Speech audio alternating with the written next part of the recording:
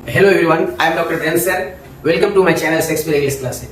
तो चलिए स्टूडेंट्स, आज बात करने वाले हैं बहुत ही महत्वपूर्ण writer Walter de la Mare के बारे में।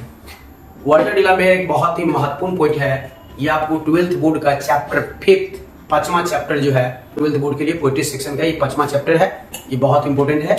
एन एपिटाफ पोएम का नाम है एन एपिटाफ। तो मैंने एन एपिटाफ ये poem has been written by Walter de la mayor.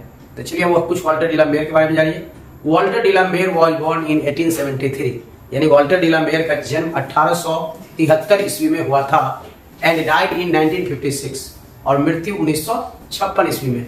He was born the village of Charlton in Kent England. इनका जन्म चार्ल्टन नाम के गांव केंट शहर इंग्लैंड में हुआ था। ये ब्रिटिश पोएट हो गए है ना, या मैंने इंग्लिश पोएट कह सकते हैं, ब्रिटिश पोएट कह सकते हैं। तो he lost his father at the age of 4, यानी जब वो मात्र 4 साल के थे तो उन्होंने अपने पिता को खो दी। यानी जब वॉल्टर डी ला मेयर 4 साल के थे तो उन्होंने अपने पिता को खो दिया, अर्थात मैंने इनके पिता का डेथ हो गया। ठीक है ना, इनके पिता का, तो वॉल्टर डी ला मेयर के पिता का डेथ हो गया जब वो 4 साल के थे तभी। तो कहा जाता है वह पथ क्या, वह पथी के क्या, जिस पथ पर बिखरे सूल न हो, उस नाविक की धैर्य कुशलता क्या, जिस नाव की धाराएं प्रतिकूल न हो। तो आप देख सकते हैं कि वॉल्टर डी ला मेयर के जीवन में कितना संघर्ष रहा होगा, है ना, कितना कठिन रास्ता था और उसको उन्होंने पार किए, है ना। वह पथ क्या, वह पथी के क्या, जिस पथ पर बिखरे सूल न हो, है ना। तो इनके पथ पर कितना सूल रहा होगा, कितना कष्ट रहा होगा कि जिस बच्चे का सर से साया मात्र 4 साल में पिता का साया उठ गया हो, है ना। तो जीवन में कितना संघर्ष रहा होगा आप सोच सकते हैं। और उनको अभी आप पढ़ रहे हैं, इतिहास के स्वर्णाक्षर में है। तो कोई भी इंसान कुछ भी कर सकता है। Nothing is possible, everything is possible. ठीक है, तो इनके पिता का डेथ मात्र ये 4 साल के थे तभी हो गया था और इसके बाद इनके फैमिली लंदन जाकर सेटल हो गए, लंदन में रहने लगे, है ना। और ये वॉल्टर डी ला मेयर जो है songs for children and Peacock Pie, इनका बहुत ही फेमस पोएम है जो आपको मैंने स्टोरी ऑफ इंग्लिश में भी पढ़ना है और रेनबो में भी पढ़ना है, बोथ में है, याद रखना है। Songs for children and Peacock Pie, ये दोनों पोएम इनका बहुत फेमस है। और Walter de la Mare known as a children poet, ये चिल्ड्रन पोएट के रूप में जाने जाते हैं, है ना।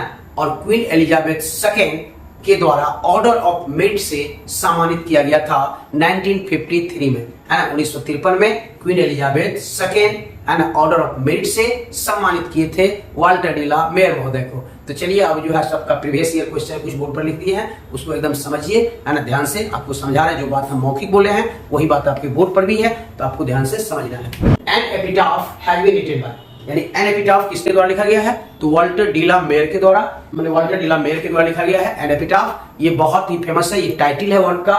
तो आप लोग को ज्ञातव्य हो, ज्ञान हो कि वॉल्टर डी ला मेयर का जो ये मैंने एन एपिटाफ है, टाइटल बहुत इंपॉर्टेंट है क्योंकि टाइटल आपको एवरी ईयर बोर्ड में आता है, ऑब्जेक्टिव में तो आता ही है। और 5 मार्क्स का क्वेश्चन आता है मैचिंग, तो आपको 10 पोएट्री में से 5 एवरी ईयर फिक्स है। तो टाइटल को एकदम बाहर याद रखिए, an epitaph has been written by Walter de la Mare. When was Walter de la Mare born, Walter de la Mare का जन्म कब हुआ था, तो वॉल्टर डी ला मेयर का जन्म 1873 ईस्वी में हुआ था, 1873। देखिए लिख दिए हैं 2019, 2020 और इसके बाद भी पूछा गया है, रिपीटेड क्वेश्चन है। और इस क्वेश्चन को तो बात ही नहीं की जा सकती कितना बार पूछा गया है। 2009 से अभी तक में तो बहुत बार रिपीट होगा ये क्वेश्चन। एन एपिटाफ टाइटल है, ये बहुत इंपॉर्टेंट है, सबसे अधिक महत्वपूर्ण वही है, इसलिए इसका लिखना उचित नहीं समझे। चलिए, When did Walter de la Mare die? यानी वॉल्टर डी ला मेयर का मृत्यु कब हुआ था, तो Walter de la Mare died in 1956, यानी वॉल्टर डी ला मेयर का डेथ, है ना, मृत्यु 1956 ईस्वी में हुआ था। Walter de la Mare is famous as, Walter de la Mare famous है कौन सी के लिए, तो चिल्ड्रन पोएट, ये चिल्ड्रन पोएट के नाम से जाने जाते हैं। और जन्म हुआ था चार्ल्टन नाम के गांव केंट शहर मैंने इंग्लैंड में। और इनके पिता का जिस समय डेथ हुआ था उस समय ये 4 साल के थे, है ना। मैंने ऑब्जेक्टिव सबसे भी बनेगा, तो एक बार मौखिक में समझा दिए, अभी भी रिपीट कर दिए, है ना। चलिए अब ध्यान दीजिए, queen Elizabeth second honoured him माने कौन, वॉल्टर डी ला मेयर, है ना। यहाँ मैंने हिम उनके लिए इस्तेमाल हुआ है pronoun. Queen Elizabeth second honoured him with the order of merit, यानी ऑर्डर ऑफ मेरिट प्राइज से कब सम्मानित हुए थे, कब सम्मानित, तो 1953 में, 1953 में, है ना। 1953 में क्वीन एलिजाबेथ सेकेंड के द्वारा ऑर्डर ऑफ मेरिट से, है ना, सम्मानित किया गया था, है ना, वॉल्टर डी ला मेयर। यानी बहुत क्वीन एलिजाबेथ सेकेंड जो है ये आपको मैंने 1952 में रानी बनी थी और 2022 में मृत्यु हुआ। बहुत ही लंबा कार्यकाल रहा इनका, 70 साल का कार्यकाल रहा क्वीन एलिजाबेथ सेकेंड का। चलिए, Walter de la Mare makes us aware of the daughter, Walter de la Mare makes us aware of the inhuman condition of modern life, यानी वॉल्टर डी ला मेयर जो है हम लोग को है ना अवेयर करवाए, है ना परिचय करवाए, है ना कौन चीज से, इन ह्यूमन कंडीशन, अमानवीय स्थिति, और है ना माने आधुनिक जीवन के अमानवीय स्थिति से, है ना। ये बात आपको याद रखना है। Walter de la Mare makes us aware of the है ना inhuman condition of modern life. कई बार क्या करता है, ह्यूमन कंडीशन रहेगा ऑप्शन में, यहाँ मॉडर्न लाइफ ये फिर इन ब्लैंक्स करके दे देगा। ये 2019 में भी पूछा गया है और 20 में भी पूछा गया है, 2019 में, 2020 में और इसके बाद में पूछा गया है, 2 बार का लिख दिया। In Walter de la Mare songs there is a note of, यानी वॉल्टर डी ला मेयर का जो सॉन्ग है उसमें कौन सी का स्वर दिखाई दे रहा है, तो मेलनकली का। मेलनकली का अर्थ होता है उदासी। इनका जो जितना भी सॉन्ग है, जितना भी पोइम है ना, देखिए सॉन्ग ये भी है, आपको लिखे हैं सॉन्ग्स फॉर चिल्ड्रन, है ना, और पिकअप पाई, सब मतलब जितना भी इनका सॉन्ग्स है ना, इनके प्रत्येक सॉन्ग में, पोइम में मेलनकली का भाव है। मेलनकली का मतलब होता है उदासी, है ना, उदासी झलकता है। क्योंकि जिस बच्चे का 4 साल की उम्र में पिता का डेथ हो गया हो तो स्वाभाविक सी बात है कि उदासी तो रहेगा ही। तो मेलनकली का अर्थ होता है उदासी, इनके पोइम में मेलनकली है, इस बात को याद रखना। ये आईए लिखा है, आईए 2022 में पूछा गया, 2022, ठीक है, आईए में इंटरमीडिएट ऑफ आर्ट्स में। In which point does the poet express his sad feeling for a beautiful lady, माने इन व्हिच पॉइंट, किस पोइम में, किस कविता में वॉल्टर डी ला मेयर एक सुंदर औरत का सैड फीलिंग को व्यक्त किए हैं, है ना। क्योंकि ये इनकी बिलव्ड या वाइफ क्या है पोइम से स्पष्ट नहीं है ना, ये उनका प्रेज करते हैं। कोई भी किसी का प्रशंसा कर रहे हैं ना इस पोइम में कि she was the most beautiful lady of the west country, अर्थात पश्चिमी मुल्क की सबसे सुंदर औरत थी। तो किसी के बारे में सबसे सुंदर का है ना ज्ञान किसी को कैसे रहेगा, है ना, तो या तो पत्नी होगी या बिलव्ड होगी, या तो वाइफ या बिलव्ड प्रेमिका, ठीक है ना। तो उन्हीं के याद में, उनके डेथ के बाद ये जो है बहुत ज्यादा वर्णन किया इस पोएम में, है ना।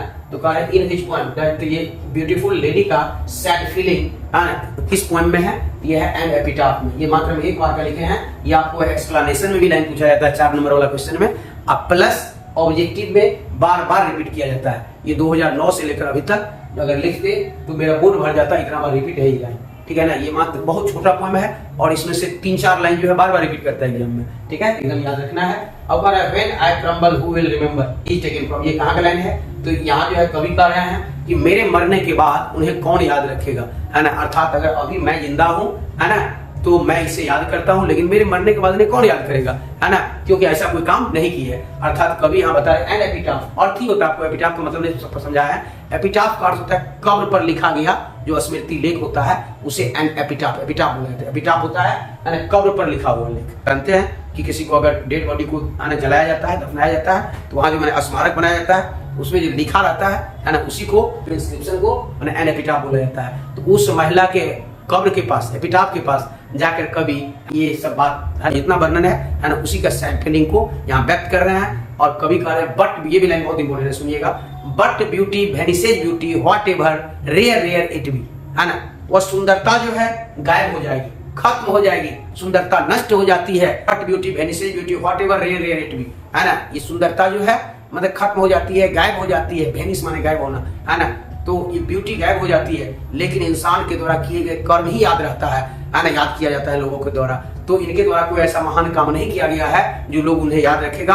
अभी मैं जिंदा हूँ तो मैं उन्हें याद करता हूँ। आई क्रम्बल हु विल, अर्थात मेरे मरने के बाद यानी इस लेडी को कौन याद करेंगे, क्योंकि ऐसा कोई महान काम नहीं किया है। तो यहाँ कवि का कहना है कि सुंदरता से कुछ नहीं होता है, सुंदरता खत्म हो जाती है ना। कोई गोरा है या काला है तो उससे कोई फर्क नहीं पड़ता है, ठीक है ना। वो कोई ऐसा कृति किया रहता है, उन्हीं का नाम माने अमर होता है, उन्हीं का नाम लोग लेते हैं, ठीक है ना। ये कहाँ का लाइन है, एन एपिटाफ में भी देखिए 2022 में भी पूछा गया है। अब है songs for children and Peacock Pie have been written by, songs for children and Peacock Pie ये किनके द्वारा लिखा गया है, वॉल्टर डी ला मेयर के द्वारा लिखा गया है। आई होप कि आप लोग को वीडियो अच्छा लगा होगा। अगर आपको वीडियो अच्छा लगे तो वीडियो को लाइक कीजिएगा, चैनल को सब्सक्राइब कीजिएगा और वीडियो को ज्यादा से ज्यादा शेयर कीजिएगा, ताकि पूरे बिहार के बच्चे को है ना मेरे चैनल से जुड़ने का मौका मिले और पूरे बिहार का बच्चा इंग्लिश में बोर्ड एग्जाम में बेहतर करे, टॉप करे, है ना। और 12th बोर्ड में यहाँ के बच्चे जैसा 95% प्लस मार्क्स बोर्ड में लाए, है ना। इसलिए आप लोग से यही रिक्वेस्ट है कि आप लोग चैनल को ज्यादा से ज्यादा शेयर कीजिएगा। Thank you so much all of you. आप मिलते हैं नेक्स्ट वीडियो में नेक्स्ट टॉपिक के साथ।